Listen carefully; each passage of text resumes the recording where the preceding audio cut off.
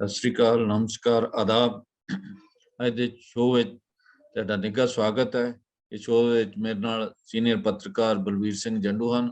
ਉਹਨਾਂ ਨਾਲ ਗੱਲ ਕਰਾਂਗੇ ਕਿ ਹਰਿਆਣਾ ਦੇ ਚੋਣ ਨਤੀਜਾ ਆ ਗਿਆ। ਉਸ ਚੋਣ ਨਤੀਜੇ ਅਨੁਸਾਰ ਕਾਂਗਰਸ ਪਾਰਟੀ ਨੂੰ ਜਿਹੜੀ ਆ ਵੱਡੀ ਸੈਟਬੈਕ ਪਹੁੰਚੀ ਹੈ। ਅਜੇ ਮਾਕਨ ਰਾਜ ਸਭਾ 'ਚ ਨਹੀਂ ਪਹੁੰਚ ਸਕੇ।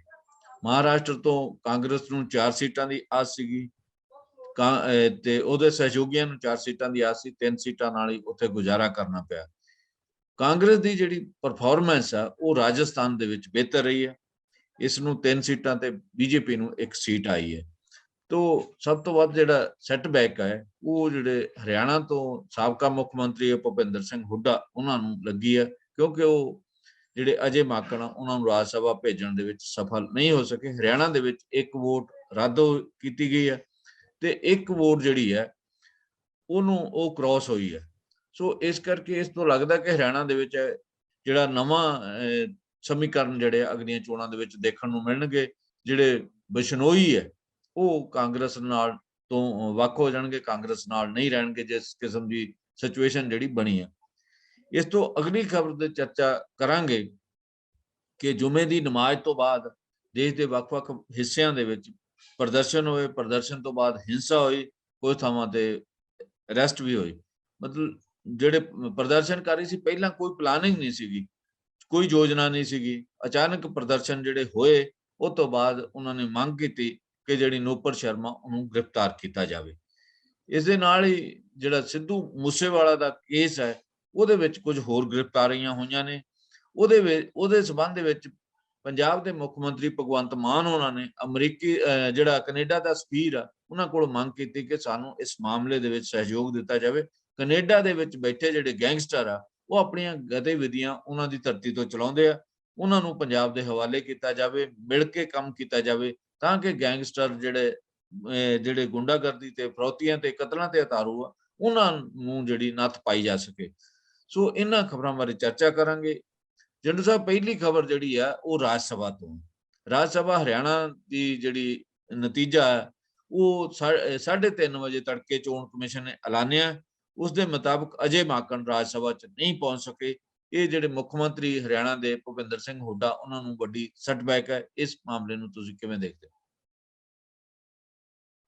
ਦੇਖੋ, ਗੱਲ ਇਹ ਹੈ ਕਿ ਜਿਹੜੀਆਂ ਟੋਟਲ ਰਾਜ ਸਭਾ ਦੀਆਂ ਸੀਟਾਂ ਸੀਗੀਆਂ 57 ਤੇ ਚੋਣ ਹੋਣੀ ਸੀ, ਜਿਹੜੀਆਂ ਖਾਲੀ ਹੋਈਆਂ ਤੇ ਲਗਭਗ ਇਹ 12 ਰਾਜਾਂ ਦੇ ਵਿੱਚ ਪੈਂਦੀਆਂ ਸੀ ਤੇ ਇਹਦੇ ਵਿੱਚੋਂ ਜਿਹੜੀ ਹੈ 41 ਸੀਟਾਂ ਦੇ ਉੱਤੇ ਤਾਂ ਸਹਿਮਤੀ ਬਣ ਕੇ ਜਾਂ ਉਹਦੇ ਕੋਈ ਮੁਕਾਬਲਾ ਨਹੀਂ ਸੀਗਾ, ਉਹਦੇ ਬਕਾਇਦਾ ਚੋਣ ਹੋ ਗਈ ਤੇ 16 ਸੀਟਾਂ ਐਸੀਆਂ ਸੀ ਜਿਨ੍ਹਾਂ ਤੇ ਚੋਣ ਹੋਣੀ ਸੀ, ਜਿੱਥੇ ਜਿਹੜੇ ਨਿਰਧਾਰਤ ਗਿਣਤੀ ਬਣਦੀ ਸੀ ਉਮੀਦਵਾਰਾਂ ਦੀ ਉਹਦੇ ਤੋਂ ਉਮੀਦਵਾਰ ਇੱਕ ਜ਼ਿਆਦਾ ਸੀ, ਚਾਹੇ ਉਹ ਮਹਾਰਾਸ਼ਟਰ ਸੀ, ਚਾਹੇ ਉਹ ਕਰਨਾਟਕ ਸੀ, ਚਾਹੇ ਉਹ ਹਰਿਆਣਾ ਸੀ ਤੇ ਚਾਹੇ ਉਹ ਰਾਜਸਥਾਨ ਸੀ। ਸੋ ਇਸ ਕਰਕੇ ਇਹਨਾਂ 4 ਰਾਜਾਂ 'ਚ 16 ਸੀਟਾਂ ਬਣਦੀਆਂ ਸੀਗੀਆਂ।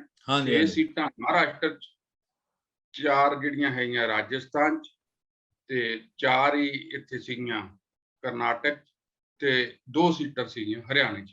ਹੁਣ ਤੁਸੀਂ ਗੱਲ ਕੀਤੀ ਹੈ ਜਿਹੜੀ ਹਰਿਆਣੇ ਦੇ ਵਿੱਚ ਜਿਸ ਤਰ੍ਹਾਂ ਕਿ ਸ਼ੁਰੂ ਤੋਂ ਹੀ ਇਹ ਗੱਲ ਆ ਰਹੀ ਸੀ ਕਿ ਜਦੋਂ ਆਜ਼ਾਦ ਉਮੀਦਵਾਰ ਜਿਹੜਾ ਕ੍ਰਾਂਤੀਕੇ ਸ਼ਰਮਾ ਜਿਹੜਾ ਸੀਗਾ ਉਹ ਖੜਾ ਹੋਇਆ ਸੀ ਤਾਂ ਉਦੋਂ ਇਹ ਗੱਲ ਦੇ ਬਾਰੇ ਸ਼ੰਕੇ ਪ੍ਰਗਟ ਕੀਤੇ ਜਾ ਰਹੇ ਸੀ ਕਿ ਹੋ ਸਕਦਾ ਹੈ ਕਿ ਹੁਣ ਜਿਹੜਾ ਕਾਂਗਰਸ ਦਾ ਉਮੀਦਵਾਰ ਹੈ ਅਜੇ ਮਾਕਨ ਉਹ ਰਾਜ ਸਭਾ 'ਚ ਨਾ ਪਹੁੰਚ ਸਕੇ। ਤਾਂ ਉਹ ਗੱਲ ਸੱਚੀ ਸਾਬਤ ਹੋਈ। ਜਿਹੜੇ ਚੋਣਾਂ ਤੋਂ ਪਹਿਲਾਂ ਚਰਚੇ ਜਿਹੜੇ ਸ਼ੁਰੂ ਹੋਏ ਸੀ ਉਹਦਾ ਇੱਕ ਕਾਰਨ ਤਾਂ ਇਹ ਕਿ ਕੁਲਦੀਪ ਬਿਸ਼ਨੋਈ ਜਿਹੜਾ ਕਿ ਕਾਫੀ ਦੇਰ ਤੋਂ ਹੀ ਨਾਰਾਜ਼ ਚੱਲ ਰਿਹਾ ਸੀਗਾ, ਜਿਹੜੇ ਦਪਿੰਦਰ ਹੁੱਡਾ ਉਹਨਾਂ ਦੀ ਡਿਊਟੀ ਵੀ ਲੱਗੀ ਸੀ ਇਸ ਗੱਲ ਦੀ ਉਹਨੂੰ ਮਨਾਉਣ ਦੇ ਲਈ, ਉਹਨੂੰ ਬਾਹਰ ਲਿਜਾਣ ਦੇ ਲਈ, ਪਰ ਉਹ ਵੀ ਉਹਦੇ ਸਫਲ ਨਹੀਂ ਹੋਏ ਤੇ ਨਾ ਭੁਪਿੰਦਰ ਸਿੰਘ ਹੁੱਡਾ ਹੀ ਉਹਨਾਂ ਸਾਰੇ ਲੀਡਰਾਂ ਨੂੰ ਆਪਣੇ ਨਾਲ ਤੋਰਨ 'ਚ ਕਾਮਯਾਬ ਹੋਏ, ਜਿਹੜੇ ਕਿ ਉਹ ਦਾਅਵਾ ਕਰਦੇ ਸੀ ਕਿ ਮੈਂ ਸਾਰੇ ਜਿਹੜੀ ਹੈ ਇਹਨੂੰ ਚੋਣ ਨੂੰ ਅਜੇ ਮਾਕਨ ਨੂੰ ਇੱਥੋਂ ਜਿਤਾ ਕੇ ਭੇਜਾਂਗਾ। ਪਹਿਲਾਂ ਤਾਂ ਇਸ ਗੱਲ ਤੇ ਰੌਲਾ ਸੀਗਾ ਕਿ ਜਿਹੜਾ ਸੂਰਜੇਵਾਲਾ ਹੈ ਉਸ ਨੂੰ ਉਮੀਦਵਾਰ ਉਹਨਾਂ ਨੇ ਹਰਿਆਣੇ 'ਚੋਂ ਨਹੀਂ ਬਣ ਦਿੱਤਾ ਤੇ ਉਹਨਾਂ ਨੇ ਬਕਾਇਦਾ ਹਾਈ ਕਮਾਂਡ ਨੂੰ ਉਸ ਤੋਂ ਨਾ ਕਰ ਦਿੱਤੀ। ਤੇ ਕਿਉਂਕਿ ਅਸੀਂ ਦੇਖਦੇ ਹਾਂ ਕਿ ਭੁਪਿੰਦਰ ਸਿੰਘ ਹੁੱਡਾ ਦੇ ਉਹਦੇ ਭਾਣ ਜਿਹੜੇ ਉਹਦੇ ਆਦਮੀ ਨੇ ਉਹਨਾਂ ਨੂੰ ਪ੍ਰਧਾਨ ਬਣਾਉਣ ਤੋਂ ਪਹਿਲਾਂ ਕੁਮਾਰੀ ਸ਼ੈਲਜਾ ਸੀ, ਉਸ ਤੋਂ ਪਹਿਲਾਂ ਅਸ਼ੋਕ ਤੰਵਰ ਸੀ। ਉਹ ਸਾਰਾ ਜਿਹੜਾ ਮਾਮਲਾ ਹੈਗਾ ਉਹ ਉਸ ਤਰ੍ਹਾਂ ਦੀ ਜਿਹੜੀ ਗੁੱਟਬੰਦੀ ਸੀਗੀ ਹਰਿਆਣੇ ਦੇ ਵਿੱਚ ਉਹ ਉਸ ਤਰ੍ਹਾਂ ਹੀ ਚੱਲ ਰਹੀ ਸੀ। ਬਿਸ਼ਨੋਈ ਆਪਣੇ ਤੌਰ ਤੇ ਵੱਖਰਾ ਚੱਲ ਰਿਹਾ ਸੀ ਤੇ ਨਾਲ ਦੀ ਨਾਲ ਅਸੀਂ ਦੇਖਦੇ ਹਾਂ ਕਿ ਜਿਹੜੀ ਕਿਰਨ ਚੌਧਰੀ ਹੈ ਤੇ ਬੀਬੀ ਬਤਰਾ ਹੈ, ਉਹਨਾਂ ਨੇ ਜਿਸ ਢੰਗ ਨਾਲ ਅਨਆਰਥੋਰਾਈਜ਼ ਜਿਹੜੇ ਸੀਗੇ ਲੋਕ, ਉਹਨਾਂ ਨੂੰ ਜਿਹੜੀ ਆਪਣੀ ਵੋਟ ਜਿਹੜੀ ਦਿਖਾਈ ਹੈ, ਕਿਉਂਕਿ ਚੋਣ ਦਾ ਜਿਹੜਾ ਵਾਇਓਲੇਸ਼ਨ ਹੈ ਉਹ ਉਦੋਂ ਹੋ ਜਾਂਦੀ ਹੈ ਜੇ ਚੋਣ ਏਜੰਟ ਤੋਂ ਇਲਾਵਾ ਤੁਸੀਂ ਕਿਸੇ ਨੂੰ ਵੀ ਮੇਰੇ ਖਿਆਲ ਆਪਣੀ ਇੱਕ ਵੋਟ ਇੱਕ ਵੋਟ ਬਾਰੇ ਹੀ ਹੋਈ ਇਹ ਗੱਲ, ਦੂਜੀ ਵੋਟ ਬਾਰੇ ਨਹੀਂ ਹੋਈ। ਇੱਕ ਵੋਟ ਹੀ ਰੱਦ ਜਿਹੜੀ ਆ ਹੋਈ ਆ। ਹਾਂਜੀ, ਪਰ ਇਹ ਹੈ ਕਿ ਵੋਟਾਂ ਜਿਹੜੀਆਂ ਰਿਪੋਰਟਾਂ 'ਚ ਆਇਆ ਬੀਬੀ ਬਤਰਾ ਤੇ ਉਹਦੀ ਕਿਰਨ ਚੌਧਰੀ ਦੇ ਨਾਂ ਦੀ ਹੈਗੀ ਹੈ, ਉਹ ਹੁਣ ਕਿਹੜੀ ਰੱਦ ਹੋਈ ਹੈ, ਕਿਉਂਕਿ ਕਾਫੀ ਕਸ਼ਮਕਸ਼ ਤੋਂ ਬਾਅਦ ਦੇਰ ਰਾਤ ਤੜਕੇ ਸਵੇਰੇ ਜਾਣ ਕੇ ਉਹਨਾਂ ਨੂੰ ਨਤੀਜੇ ਦਾ ਐਲਾਨ ਕਰਨਾ ਪਿਆ। ਅਸੀਂ ਦੇਖਦੇ ਹਾਂ ਕਿ ਇੱਥੇ ਵੀ ਔਰ ਜਿਸ ਢੰਗ ਨਾਲ ਇਹ ਸਾਰਾ ਕੁਝ ਵਾਪਰਿਆ, ਇਹ ਭੁਪਿੰਦਰ ਸਿੰਘ ਹੁੱਡਾ ਲਈ ਇੱਕ ਤਾਂ ਸੈਟਬੈਕ ਵੀ ਹੈ, ਉਹਨਾਂ ਦੇ ਜਿਹੜੇ ਵਕਾਰ ਨੂੰ ਵੀ ਸੱਟ ਵੱਜੀ ਹੈ, ਔਰ ਦੂਸਰੇ ਪਾਸੇ ਨਾਲ ਦੀ ਨਾਲ ਜਿਹੜੇ ਹਰਿਆਣਾ ਦੇ ਵਿੱਚ ਆਉਣ ਵਾਲੀਆਂ ਵਿਧਾਨ ਸਭਾ ਜਾਂ ਆਉਣ ਵਾਲੀਆਂ ਲੋਕ ਸਭਾ ਚੋਣਾਂ ਲਈ ਨਵੇਂ ਸਮੀਕਰਨ ਬਣਦੇ ਆ, ਉਹਦੇ ਵੱਲ ਵੀ ਇੱਕ ਇਹਨਾਂ ਤੋਂ ਸੰਕੇਤ ਮਿਲਦਾ ਹੈਗਾ। ਸੋ ਇਸ ਕਰਕੇ ਹੁਣ ਦੇਖੋ ਆਉਣ ਵਾਲੇ ਸਮੇਂ 'ਚ ਉੱਥੇ ਹਰਿਆਣਾ 'ਚ ਕਿਸ ਤਰ੍ਹਾਂ ਅੱਗੇ ਗੱਲ ਵੱਧਦੀ ਹੈ। ਅਸੀਂ ਦੇਖਦੇ ਹਾਂ ਕਿ ਪਹਿਲਾਂ ਵੀ ਹਰਿਆਣਾ ਦੇ ਵਿੱਚ ਜਦੋਂ ਜਿਹੜੀਆਂ ਸਥਾਨਕ ਸਰਕਾਰਾਂ ਦੀਆਂ ਚੋਣਾਂ ਹੋਣੀਆਂ ਸੀ, ਉਸ ਦੇ ਵਿੱਚ ਭਾਰਤੀ ਜਨਤਾ ਪਾਰਟੀ ਨੇ ਪਹਿਲਾਂ ਤਾਂ ਇਸ ਗੱਲ ਦਾ ਐਲਾਨ ਕਰਤਾ ਕਿ ਅਸੀਂ ਇਹ ਚੋਣਾਂ ਇਕੱਲਿਆਂ ਲੜਾਂਗੇ, ਔਰ ਉਸ ਤੋਂ ਬਾਅਦ ਫਿਰ ਜਦੋਂ ਦੁਬਾਰਾ ਦਬਾਅ ਪਿਆ ਤਾਂ ਫਿਰ ਜਿਹੜੇ ਉਹਨਾਂ ਦੇ ਨਾਲ ਜੇ ਹੈਗੀ ਜਿਹੜੀ ਪਾਰਟੀ ਜਿਹੜੀ ਦੁਸ਼ਯੰਤ ਕੁਮਾਰ ਵਾਲੀ, ਤਾਂ ਉਹਦੇ ਬਾਅਦ ਉਹਨਾਂ ਨੇ ਫਿਰ ਉਹਨਾਂ ਨਾਲ ਜਦੋਂ ਚੋਣਾਂ ਤੋਂ ਪਹਿਲਾਂ ਉਹਨਾਂ ਨੂੰ ਲੱਗਿਆ ਕਿ ਜੇ ਅਸੀਂ ਚੋਣਾਂ ਅਲੱਗ ਲੜਨ ਦੀ ਗੱਲ ਕੀਤੀ ਹੈ ਤਾਂ ਇਹ ਪਾਰਟੀ ਕਿਤੇ ਸਾਡੇ ਤੋਂ ਦੂਰ ਨਾ ਹੋ ਜਾਏ ਤੇ ਜਿਹੜੀਆਂ ਸਾਡੀਆਂ ਰਾਜ ਸਭਾ ਦੀ ਚੋਣ ਹੈ ਉਹਦੇ ਵਿੱਚ ਇਸ ਦਾ ਨੁਕਸਾਨ ਨਾ ਹੋਵੇ। ਉਹਨਾਂ ਨੇ ਦੁਬਾਰਾ ਫਿਰ ਉਹ ਸਾਰੀ ਆਪਣੀ ਸਥਿਤੀ ਨੂੰ ਰਿਵਿਊ ਕੀਤਾ ਔਰ ਫਿਰ ਉਹ ਗੱਠਜੋੜ ਦੇ ਨਾਲ ਚੋਣਾਂ ਲੜਨ ਦਾ ਉਹਨਾਂ ਨੇ ਫੈਸਲਾ ਕੀਤਾ। ਸੋ ਇਸ ਕਰਕੇ ਜਿਹੜਾ ਗੱਠਜੋੜ ਲੱਗਦਾ ਸੀ ਟੁੱਟ ਰਿਹਾ, ਜਾਂ ਇਹ ਲੱਗਦਾ ਸੀਗਾ ਕਿ ਇਹਦੇ ਨਾਲ ਹਰਿਆਣੇ ਦੀ ਸਰਕਾਰ ਵੀ ਡਿੱਗ ਸਕਦੀ ਹੈ ਜੇ ਇਸ ਤਰ੍ਹਾਂ ਸਥਿਤੀ ਬਣ ਜੇ, ਉਹ ਸਾਰੀ ਸਥਿਤੀ ਤੋਂ ਭਾਰਤੀ ਜਨਤਾ ਪਾਰਟੀ ਬੜੀ ਸਫਲਤਾਪੂਰਵਕ ਜਿਹੜੀ ਹੈ ਪਾਸੇ ਬਾਹਰ ਨਿਕਲ ਗਈ ਔਰ ਆਪਣਾ ਉਹਨਾਂ ਨੇ ਉਮੀਦਵਾਰ ਵੀ ਜਿਤਾਇਆ, ਔਰ ਕਾਂਗਰਸ ਦਾ ਜਿਹੜਾ ਉਮੀਦਵਾਰ ਹਰਾਉਣ ਨਾਲ ਉੱਥੇ ਕਾਂਗਰਸ ਨੂੰ ਧੱਕਾ ਵੀ ਲੱਗਾ ਹੈਗਾ। ਸੋ ਇਹਦੇ ਵਿੱਚ ਜੰਡੂ ਸਾਹਿਬ ਇੱਕ ਗੱਲ ਜ਼ਰੂਰ, ਜਿਹੜੇ ਕੁਲਦੀਪ ਬਿਸ਼ਨੋਈ ਆ ਉਹ ਕਾਫੀ ਦੇਰ ਤੋਂ ਜਿਹੜੇ ਰਾਹੁਲ ਗਾਂਧੀ ਤੋਂ ਮਿਲਣ ਲਈ ਸਮਾਂ ਮੰਗਦੇ ਰਹੇ, ਉਹਨਾਂ ਨੂੰ ਸਮਾਂ ਨਹੀਂ ਮਿਲਿਆ। ਤੇ ਦੂਜਾ ਜਿਹੜਾ ਜਦੋਂ ਰੀਕਨਸਟੀਟਿਊਸ਼ਨ ਹੋਈ ਹਰਿਆਣਾ ਦੇ ਅਹੁਦੇਦਾਰਾਂ ਦੀ, ਤੇ ਉਹਦੇ ਵਿੱਚ ਵੀ ਉਹਨੂੰ ਸਥਾਨ ਨਹੀਂ ਮਿਲਿਆ। ਇਸ ਕਰਕੇ ਇਸੇ ਕਰਕੇ ਉਹ ਕਾਂਗਰਸ ਤੋਂ ਦੂਰ ਗਏ ਤੇ ਇਸੇ ਕਰਕੇ ਉਹਨਾਂ ਨੇ ਲੱਗਦਾ ਕ੍ਰਾਸ ਵੋਟਿੰਗ ਕੀਤੀ। ਇਹਦੇ ਜੰਮੂ ਜੀ ਦਿਲਚਸਪੀ ਵਾਲੀ ਗੱਲ ਤਾਂ ਇਹ ਹੈਗੀ ਹੈ ਕਿ ਉਹਨਾਂ ਨੂੰ ਸਵੇਰੇ ਕਿਹਾ ਗਿਆ ਕਿ ਰਾਹੁਲ ਗਾਂਧੀ ਹੋਣਾ ਨਾਲ ਤੁਹਾਡੀ ਮੁਲਾਕਾਤ ਤੈਅ ਹੋ ਗਈ ਹੈ, ਤੇ ਉਹਨਾਂ ਨੂੰ ਲੱਗਦਾ ਸੀਗਾ ਕਿ ਇਸ ਕਰਕੇ ਸ਼ਾਇਦ ਬਿਸ਼ਨੋਈ ਉਹਨਾਂ ਨੂੰ ਵੋਟ ਪਾ ਦੇਣਗੇ, ਪਰ ਉਹਨਾਂ ਨੇ ਜਦੋਂ ਵੋਟ 'ਚ ਹਿੱਸਾ ਹੀ ਨਹੀਂ ਲਿਆ ਤਾਂ ਉਸ ਤੋਂ ਬਾਅਦ ਉਹ ਜਿਹੜੀ ਮੁਲਾਕਾਤ ਹੋਣੀ ਸੀਗੀ ਰਾਹੁਲ ਗਾਂਧੀ ਨਾਲ ਤੈਅ ਹੋਈ ਸੀ ਸਵੇਰੇ, ਉਹ ਰੱਦ ਕਰ ਦਿੱਤੀ। ਵੋਟ ਤੇ ਦਾ ਹਿੱਸਾ ਲਿਆ, ਵੋਟ ਉਹਨਾਂ ਕ੍ਰਾਸ ਕੀਤੀ, ਕਾਂਗਰਸ ਨੂੰ ਵੋਟ ਨਹੀਂ ਪਾਈ। ਹਾਂ ਉਹ ਕ੍ਰਾਸ ਕੀਤੀ, ਬਿਲਕੁਲ ਠੀਕ ਕਹਿ ਰਹੇ, ਬਿਲਕੁਲ ਠੀਕ ਕੀਤੇ, ਕ੍ਰਾਸ ਕੀਤੀ ਤਾਂ ਉਹ ਉਹਨਾਂ ਨੂੰ, ਕਿਉਂਕਿ ਜਦੋਂ ਪਤਾ ਲੱਗਿਆ ਹਾਈ ਕਮਾਂਡ ਨੂੰ ਕਿ ਉਹਨੇ ਵੋਟ ਕ੍ਰਾਸ ਕੀਤੀ ਹੈ, ਤਾਂ ਫਿਰ ਉਹਨਾਂ ਨੇ ਜਿਹੜੀ ਮੁਲਾਕਾਤ ਦਾ ਟਾਈਮ ਸੀਗਾ ਉਹ ਰੱਦ ਕਰ ਦਿੱਤਾ। ਸੋ ਇਸ ਕਰਕੇ ਉਸ ਗੱਲ ਤੋਂ ਇਹ ਵੀ ਜੰਮੂ ਸੰਕੇਤ ਮਿਲਦੇ ਆ ਕਿ ਹੁਣ ਲੱਗਦਾ ਨਹੀਂ ਕਿ ਜਿਹੜੇ ਬਿਸ਼ਨੋਈ ਹੁੰਦੀਆਂ ਕੁਲਦੀਪ ਬਿਸ਼ਨੋਈ ਉਹ ਕਾਂਗਰਸ ਨਾਲ ਰਹਿਣਗੇ, ਉਹ ਕੋਈ ਨਾ ਕੋਈ ਆਪਦਾ ਨਵਾਂ ਰਾਹ ਜ਼ਰੂਰ ਲੱਭਣ ਵੱਲ ਨੂੰ ਤੁਰਨਗੇ, ਕਿਉਂਕਿ ਜਿਸ ਤਰ੍ਹਾਂ ਦਾ ਟਕਰਾਅ ਜਾਂ ਜਿਸ ਤਰ੍ਹਾਂ ਸਥਿਤੀ ਬਣੀ ਹੈ ਉਹਦੇ ਵਿੱਚ ਜੇ ਕਾਂਗਰਸ ਇਹ ਸਾਰੇ ਨੂੰ ਮੈਨੇਜ ਕਰਕੇ ਜਾਂ ਕੋਈ ਹਾਈ ਕਮਾਂਡ ਉਹਦੇ ਨਾਲ ਗੱਲ ਕਰਕੇ ਕੋਈ ਕਰ ਲੈ ਤਾਂ ਵੱਖਰੀ ਗੱਲ ਹੈ, ਪਰ ਲੱਗਦਾ ਨਹੀਂ ਹੈ ਜਿੰਨੀ ਦੂਰੀ ਬਣ ਗਈ ਹੈਗੀ ਹੈ ਕਿ ਉਸ ਦੂਰੀ ਤੋਂ ਹੋ ਸਕਦਾ ਹੈ ਕਿ ਉਹ ਵੀ ਇੱਕ ਕੋਈ ਨਵਾਂ ਰਾਹ ਆਪਣਾ ਤਲਾਸ਼ਣ। ਇਹ ਲੱਗਦਾ ਕਿ ਹਰਿਆਣਾ ਦੇ ਵਿੱਚ ਕਾਂਗਰਸ ਪਾਰਟੀ ਜਿਹੜੀ ਧੜਿਆਂ 'ਚ ਇਸ ਕਦਰ ਵੰਡੀ ਗਈ ਹੈ ਕਿ ਉੱਥੇ ਡੈਮੋਕ੍ਰੈਟਿਕ ਫੰਕਸ਼ਨਿੰਗ ਨਾਂ ਦੀ ਕੋਈ ਚੀਜ਼ ਹੀ ਨਹੀਂ ਰਹਿ ਗਈ। ਜਿਹੜਾ ਧੜਾ ਆਉਂਦਾ ਹੈ ਉਹੀ ਆਪਣਾ ਕੰਮਕਾਜ ਚਲਾਉਣ ਦਾ ਯਤਨ ਕਰਦਾ। ਪਿਛਲੇ ਕਈ ਸਾਲਾਂ ਤੋਂ ਉੱਥੋਂ ਦੇ ਜਿਹੜੇ ਬਲਾਕ ਪ੍ਰਧਾਨ ਆ, ਜ਼ਿਲ੍ਹਾ ਪ੍ਰਧਾਨ ਹੀ ਨਹੀਂ ਬਣ ਸਕੇ। ਇਸ ਤਰੀਕੇ ਦੀ ਕਾਂਗਰਸ ਦੀ ਹਾਲਤ ਆ। ਹੁਣ ਲੱਗਦਾ ਸ਼ਾਇਦ ਬਣਨ, ਪਰ ਆ ਜਿਹੜੀ ਸੈਟਬੈਕ ਆ ਇਹਦਾ ਅਸਰ ਜਿਹੜਾ ਅਗਲੀਆਂ ਚੋਣਾਂ ਤੱਕ ਵੀ ਪੈਣ ਦੀ ਉਮੀਦ ਹੈ। ਕੁਲਦੀਪ ਬਿਸ਼ਨੋਈ ਉਹਨਾਂ ਦਾ ਇੱਕ ਹਿੱਸਾ ਹੈ ਜਿਹੜਾ ਆਦਮਪੁਰ ਵਾਲਾ, ਜਿਹੜਾ ਹਿਸਾਰ ਦੇ ਏਰੀਏ 'ਚ ਪੈਂਦਾ, ਉੱਥੇ ਉਹਨਾਂ ਦਾ ਫਾਇਦਾ ਜਿਹੜਾ ਹੁਣ ਇਹ ਅਗਲੇ ਦਿਨਾਂ 'ਚ ਪਤਾ ਲੱਗੇਗਾ ਕਿ ਕੁਲਦੀਪ ਬਿਸ਼ਨੋਈ ਕਿਹੜੇ ਸਾਈਡ ਤੇ ਜਾਂਦੇ ਆ। ਜਿਹੜੀ ਵੋਟ ਪਾਈ ਹੈ ਉਹਦੇ ਤੋਂ ਤਾਂ ਸਪਸ਼ਟ ਹੈ ਕਿ ਉਹ ਕਾਂਗਰਸ 'ਚ ਨਹੀਂ ਰਹਿਣਗੇ। ਉਹਦੇ ਵਿੱਚ ਇੱਕ ਗੱਲ ਜੰਮੂ ਜੀ ਬੜੀ ਇੱਕ ਹੋਰ ਵੀ ਸਪਸ਼ਟ ਹੈਗੀ ਹੈ ਕਿ ਹਾਈ ਕਮਾਂਡ ਨੂੰ ਵੀ ਜਿਹੜਾ ਉਹਨਾਂ ਨੇ ਫੈਸਲਾ ਕੀਤਾ ਹਰਿਆਣਾ 'ਚ ਉਹ ਰਿਵਿਊ ਕਰਨਾ ਪਏਗਾ, ਰੀਥਿੰਕ ਕਰਨਾ ਪਏਗਾ ਕਿ ਆਇਆ ਜਿਸ ਢੰਗ ਨਾਲ ਹੁੱਡਾ ਹੋਣੀ ਉਹਨਾਂ ਨੂੰ ਉੱਥੋਂ ਅੱਖਾਂ ਦਿਖਾ ਰਿਹਾ ਜਾਂ ਜਿਸ ਢੰਗ ਨਾਲ ਉੱਥੇ ਉਹ ਆਪਣੇ ਤੌਰ ਤੇ ਚੱਲਣਾ ਚਾਹੁੰਦੇ, ਹਾਈ ਕਮਾਂਡ ਦੀ ਸੁਣਨਾ ਨਹੀਂ ਚਾਹੁੰਦੇ, ਤਾਂ ਇਸ ਦੇ ਉੱਤੇ ਵੀ ਹਾਈ ਕਮਾਂਡ ਕੀ ਫੈਸਲਾ ਲੈਂਦੀ ਹੈ ਹੁਣ, ਕਿਉਂਕਿ ਅਜੇ ਮਾਕਨ ਸਭ ਤੋਂ ਨੇੜਲੇ ਜਿਹੜੇ ਹਾਈ ਕਮਾਂਡ ਦੇ ਬੰਦਿਆਂ ਵਿੱਚੋਂ ਇੱਕ ਸੀਗਾ, ਜਿਨ੍ਹਾਂ ਨੂੰ ਇੱਥੋਂ ਸਪੈਸ਼ਲੀ ਲੜਾਇਆ ਗਿਆ ਸੀਗਾ। ਸੋ ਇਸ ਕਰਕੇ ਇਹ ਆਉਣ ਵਾਲੇ ਦਿਨਾਂ 'ਚ ਹੁਣ ਪਤਾ ਲੱਗੇਗਾ ਕਿ ਇਹ ਸਾਰਾ ਊਠ ਕਿਸ ਕਰਵਟ ਬੈਠਦਾ ਹੈ। ਤਾਂ ਇਸ ਤਰ੍ਹਾਂ ਹੀ ਅਸੀਂ ਜੇ ਮਹਾਰਾਸ਼ਟਰ 'ਚ ਨਜ਼ਰ ਮਾਰੀਏ ਤਾਂ ਮਹਾਰਾਸ਼ਟਰ 'ਚ ਜਿਹੜੀ ਵਿਕਾਸ ਅਘਾੜੀ ਦੀ ਸਰਕਾਰ ਹੈਗੀ ਆ, ਉੱਥੇ ਉਹ 3 ਪਾਰਟੀਆਂ, ਉਹਦੇ 'ਚ 3 ਤਰ੍ਹਾਂ ਸ਼ਾਮਲ ਹੈ, ਸ਼ਿਵ ਸੈਨਾ, NCP ਹੈ ਤੇ ਕਾਂਗਰਸ ਹੈ। ਤੇ ਉੱਥੇ ਵੀ 6 ਸੀਟਾਂ ਤੇ ਚੋਣ ਹੋਣੀ ਸੀ। 6 ਚੋਂ ਜਿਹੜੀਆਂ 3 ਤਾਂ ਭਾਜਪਾ ਨੇ ਜਿੱਤੀਆਂ ਔਰ 3 ਹੁਣ ਜਿੱਤੀਆਂ ਜਿਹੜਾ ਵਿਕਾਸ ਅਘਾੜੀ ਫਰੰਟ ਆ। ਉਹਦੇ ਵਿੱਚ ਇੱਕ ਸੀਟ ਸ਼ਿਵ ਸੈਨਾ ਦੇ ਹਿੱਸੇ ਆਈ ਹੈ, ਇੱਕ NCP ਦੇ ਹਿੱਸੇ ਆਈ ਹੈ, ਇੱਕ ਕਾਂਗਰਸ ਦੇ ਹਿੱਸੇ ਆਈ ਹੈ। ਪਰ ਜੇ ਇੱਕ ਜਿਹੜਾ ਉਹਨਾਂ ਦਾ ਉਮੀਦਵਾਰ ਹੈ ਉਹ ਹਾਰ ਗਿਆ ਹੈਗਾ ਸ਼ਿਵ ਸੈਨਾ ਦਾ, ਕਿਉਂਕਿ ਸ਼ਿਵ ਸੈਨਾ ਦੇ 2 ਉਮੀਦਵਾਰ ਸੀਗੇ ਉੱਥੇ। ਤਾਂ ਸੋ ਇਸ ਕਰਕੇ ਉੱਥੇ ਦੀ ਸਥਿਤੀ ਇਹ ਇਸ ਤਰ੍ਹਾਂ ਜਿਹੜੀ ਬਣੀ ਹੈ। ਇਸ ਤਰ੍ਹਾਂ ਹੀ ਰਾਜਸਥਾਨ 'ਚ ਅਸੀਂ ਨਜ਼ਰ ਮਾਰਦੇ ਹਾਂ ਕਿ ਰਾਜਸਥਾਨ 'ਚ ਸੁਭਾਸ਼ ਚੰਦਰ ਜਿਹੜੇ ਪਿਛਲੀ ਵਾਰ ਹਰਿਆਣਾ ਤੋਂ ਰਾਜ ਸਭਾ ਦੇ ਮੈਂਬਰ ਬਣੇ ਸੀ, ਉਹ ਵੀ ਇੰਟਰਸਟਿੰਗ ਹੋਇਆ। ਪਿਛਲੀ ਵਾਰੀ ਪੈਨ ਜਿਹੜਾ ਨਾ ਕਿਸੇ ਇਨ ਬਿਟਵੀਨ ਇੱਕ MLA ਨੇ ਬਦਲਤਾ, ਉਹ ਪੈਨ ਬਦਲਣ ਕਰਕੇ ਛਾਈ ਦਾ ਰੰਗ ਬਦਲ ਗਿਆ ਤੇ ਇਸੇ ਕਰਕੇ ਵੋਟਾਂ ਜਿਹੜੀਆਂ ਰਿਜੈਕਟ ਹੋ ਗਈਆਂ ਤੇ ਸੁਭਾਸ਼ ਚੰਦਰ ਰਾਜ ਸਭਾ 'ਚ ਪਹੁੰਚ ਗਏ। ਉਹਨਾਂ ਨੂੰ ਲੱਗਦਾ ਸੀ ਐਤਕੀ ਸ਼ਾਇਦ ਰਾਜਸਥਾਨ 'ਚ ਵੀ ਉਹ ਕ੍ਰਿਸ਼ਮਾ ਉਹਨਾਂ ਦਾ ਚੱਲ ਜਾਵੇ। ਹਾਂ, ਕਿਉਂਕਿ ਇਸ ਵਾਰ ਵੈਸੇ ਵੀ ਜੰਮੂ ਚੋਣ ਕਮਿਸ਼ਨ ਨੇ ਸਖਤ ਹਦਾਇਤ ਕੀਤੀ ਹੋਈ ਸੀ ਕਿ ਜਿਹੜਾ ਪੈਨ ਉਹਨਾਂ ਵੱਲੋਂ ਦਿੱਤਾ ਜਾਏਗਾ ਉਹਦੇ ਨਾਲ ਹੀ ਤੁਸੀਂ ਉੱਥੇ ਜਿਹੜਾ ਨਿਸ਼ਾਨ ਹੈ ਆਪਣੀ ਵੋਟ ਦਾ ਜਿਹੜਾ ਟਿਕ ਕਰਨਾ ਉਹ ਲਾਉਣਾ ਹੈਗਾ।